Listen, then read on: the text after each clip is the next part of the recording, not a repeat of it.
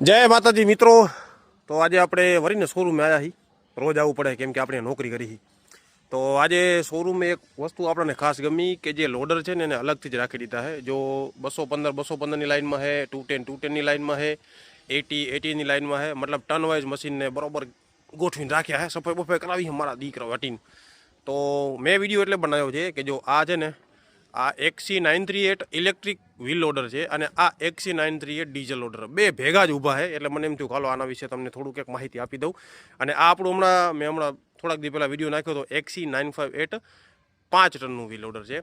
તો 3 ટનનું electric, 3 ટનનું diesel અને 5 ટનનું આપણી પાસે 5.5 ટનનું ડીઝલ લોડર બી આવી ગયું છે. હવે આના ઉપર ડીઝલમાં કોઈ નથી આવતું પણ ઇલેક્ટ્રિકમાં XC968 આવે છે. એ આપણા પાસે પડ્યું છે પણ અત્યારે હંતાડીને રાખ્યો ગોડાઉનમાં.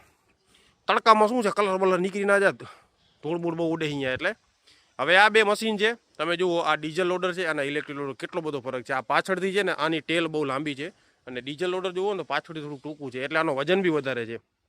આ વજનમાં વધારે છે, આ વજનમાં ડીઝલ કરતાં ઓછું છે. આ તાકાતમાં ડીઝલ કરતાં વધારે છે. ડીઝલનો 133 HP પાવર છે તો આનો 210 HP પાવર નીકળે છે. આમાં ઇન્જિન છે, આમાં બેટરી છે, આમાં ટ્રાન્સમિશન છે, આમાં મોટર છે. આ ચાર્જિંગથી હાલે છે, આ ડીઝલથી હાલે છે.